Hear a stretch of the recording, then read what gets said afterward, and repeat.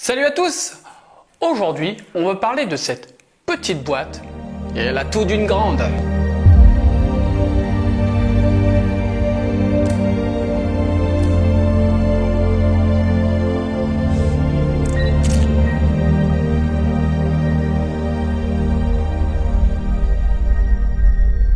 Voici une nouvelle vidéo sur l'astrophotographie. Aujourd'hui, on va parler un peu plus technique et matériel, et plus particulièrement d'une Star Tracker un peu particulière, la Move Shoot Move. Stacker ou tracker sont peut-être des termes que vous avez déjà entendus et on va voir ça ensemble. Cette vidéo est réalisée en partenariat avec le magazine Digital Photo. Allez, c'est parti.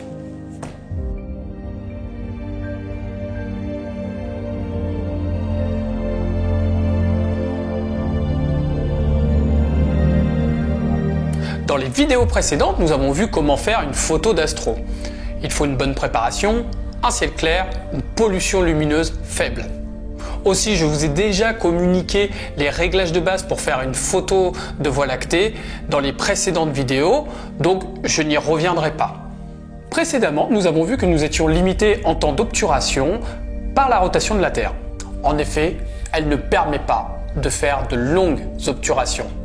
Et si nous posons plus de 30 secondes, nos étoiles seront alors étirées et donc inexploitables. Bien sûr, nous pourrions le faire intentionnellement dans le cadre d'une photo de circumpolaire, mais c'est un tout autre sujet. Et c'est pourquoi certains et certaines photographes utilisent la méthode du stacking. C'est une technique photographique qui consiste à prendre plusieurs clichés de la même scène. Ensuite, on empilera ces photos sur un logiciel. Cela permettra de réduire le bruit et d'obtenir une photo mieux définie. J'espère que cette explication, certes sommaire, vous permettra de comprendre le principe du stacking. Mais il existe un autre moyen d'obtenir une photo mieux définie de la Voie lactée en utilisant un temps d'obturation de plusieurs minutes et tout en limitant la sensibilité ISO. Ah bon? Mais si, Lionel. Et nous entrons maintenant dans le monde des Star Trackers, autrement dit des suiveurs d'étoiles.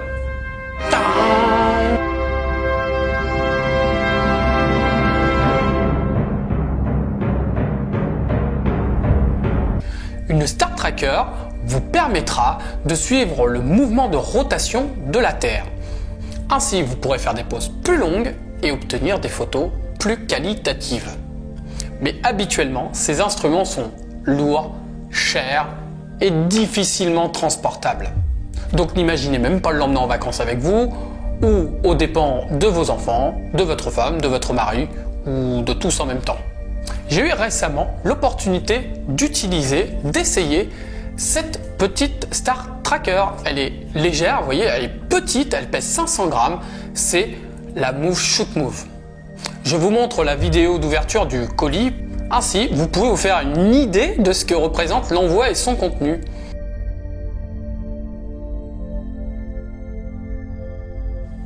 Alors, il y a à l'intérieur plusieurs composants. Donc en premier, le support laser. Le tracker dans une pochette souple. La notice. Alors, ouvrons cette pochette pour voir ce qu'il y a à l'intérieur.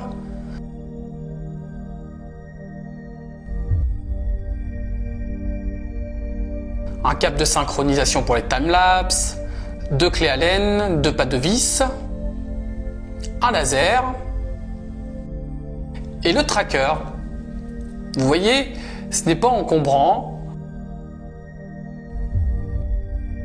On y voit le niveau à bulle là. Le port USB. Enfin, la face avant. Il n'y a plus qu'à installer le pas de vis sur la bête, mais attention, il est nécessaire d'avoir 2 rotules pour pouvoir l'utiliser. Mais vous pouvez aussi opter pour une ou 2 plateformes Z ou V qui sont prévues à l'achat sur le site de Move Shoot Move.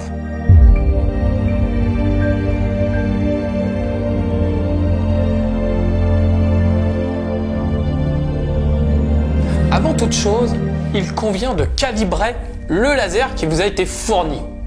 Je vous fais avant les mises en garde de rigueur, attention à ne pas envoyer le laser dans vos yeux ou les yeux de quelqu'un d'autre.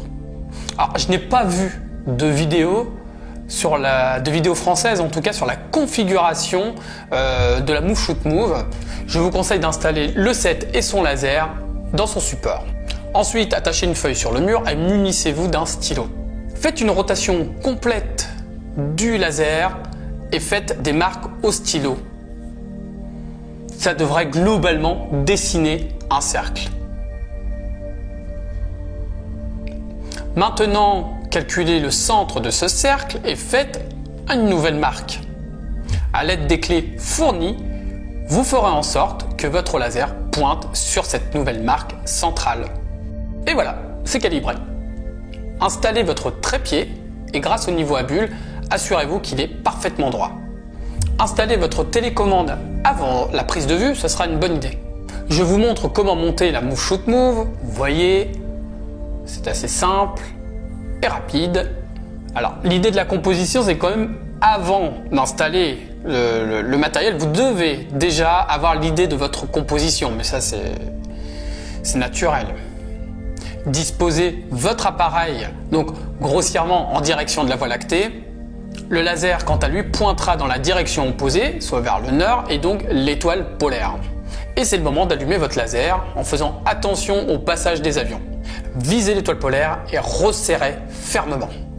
Ensuite, vous n'avez plus qu'à ajuster votre appareil à l'aide de votre rotule. Quoi, l'étoile polaire? Pour vous aider, c'est celle-là.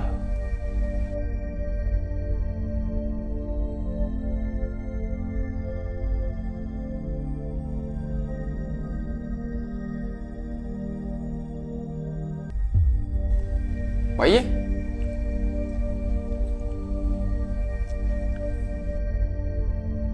Voilà, vous n'avez plus qu'à démarrer la Move Shoot Move.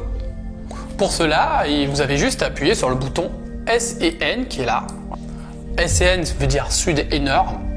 Toutes les lumières s'éclaireront brièvement comme vous l'avez vu. Cela veut dire que la Move Shoot Move est en fonction.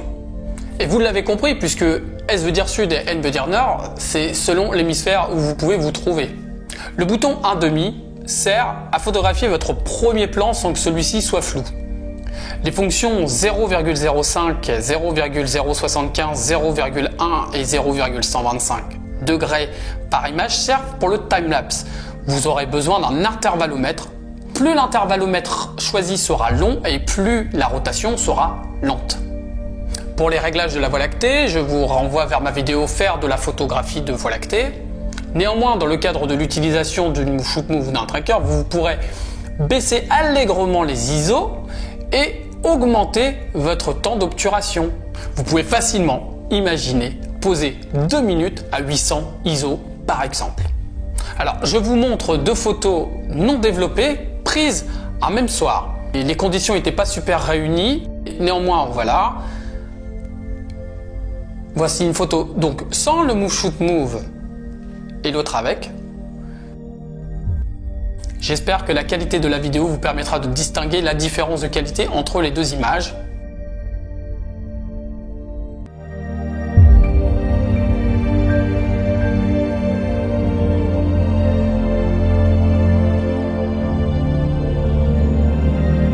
Les questions, les réponses et les astuces vont être un peu plus longues que d'habitude. En tout premier lieu, je ne suis pas le service après-vente de Move Shoot Move, mais je vous donne quand même quelques infos qui, moi, m'auraient intéressé au moment de l'achat du produit. La première information, c'est que le constructeur indique que c'est compatible avec toutes les marques d'appareils photo. Et heureusement, mais c'est quand même bien de le dire. Il existe plusieurs sets au moment de l'achat. L'un est livré avec un laser, l'autre avec une lunette polaire. Il existe même des combos avec des rotules ou des plateformes Z ou V. D'ailleurs, pour plus de facilité, je vous conseille au moins l'achat d'une plateforme plutôt que d'utiliser 2 rotules, donc une rotule et une plateforme. Elles sont spécialement conçues pour faciliter l'installation du set. La garantie de 1 an, le constructeur indique qu'il n'y a 1 seul % de produits défectueux et donc tout à fait remplaçable gratuitement. Ce tracker est plutôt conçu pour les courtes focales, voire très courtes, donc les grands angles et les ultra grands angles.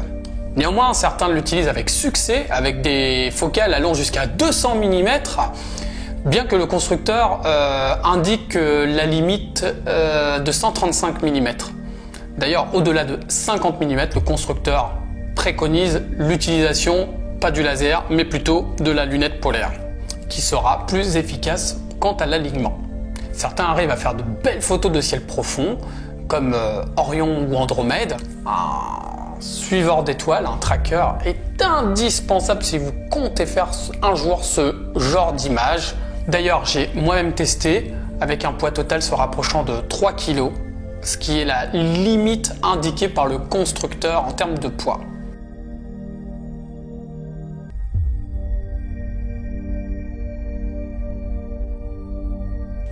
Enfin, un mot sur le trépied. Et je sais que c'est parfois l'accessoire le plus négligé dans la prise de photo. Un trépied et un trépied stable sont vraiment deux choses différentes. Évidemment, le prix reste un critère de choix. Moi, j'ai mis énormément de temps à trouver le trépied qui convenait à ma pratique de la photo et à mon matériel. Aussi, j'ai opté pour un trépied de la marque Sunway Photo et une rotule, vous voyez, une rotule digne de ce nom. En effet, je ne veux pas retrouver mon matériel par terre ou des images légèrement floues, vous savez, le tout petit flou qui est dû finalement au vent qu'il pourrait y avoir ou des vibrations qu'il pourrait y avoir. Un trépied stable, c'est quand même autre chose. Le laser est livré alors avec une opercule à l'intérieur, une opercule bleue, il suffit de la retirer sinon ça ne va pas fonctionner. Cette pile qui est à l'intérieur est une pile rechargeable. Alors ne la jetez pas, c'est une pile rechargeable. J'indiquerai le chargeur qui est préconisé par la société Move Shoot Move en lien en dessous en description de cette vidéo. Par temps froid, il est préférable d'utiliser un powerbank pour l'alimentation du Move Shoot Move. Et donc sachez aussi que le laser peut plus ou moins bien fonctionner par temps froid. Alors on se croira au téléshopping, mais pour le prix, c'est une très bonne surprise encore, Marie-Ange. Pour ce produit, il faut compter un peu moins de 200 €. Enfin, je précise que le service après-vente est top. J'ai toujours eu affaire à Anna, que ce soit sur Instagram ou Facebook. Elle répond toujours très rapidement et avec beaucoup de sérieux. Donc c'est un vrai plus.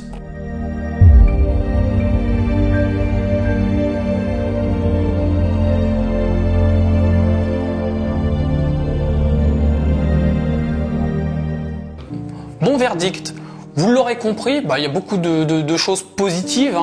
Soyons brefs, c'est léger, portable, pas cher. En revanche, ce n'est pas adapté aux focales plus longues que 135 mm. Et parlons d'une chose très importante. Vous avez remarqué que si votre ciel gagne en qualité, votre premier plan, lui, devient flou. Et oui, comme pour tous les utilisateurs de Star Tracker, il faudra donc savoir utiliser les calques sur Photoshop et faire une photo du premier plan à part. Pour beaucoup, visiblement, c'est pas un problème, mais il faut quand même le savoir. Vous seul connaissez vos limites en matière de post-production et d'utilisation de ces logiciels, et donc savoir si vous êtes en mesure d'y parvenir. Voilà, c'est fini, comme dirait Jean-Louis Aubert. N'hésitez pas à partager cette vidéo parce que je n'ai pas vu de vidéo française sur le sujet. Et en même temps, ça fait connaître un petit peu la chaîne. Voilà, à bientôt!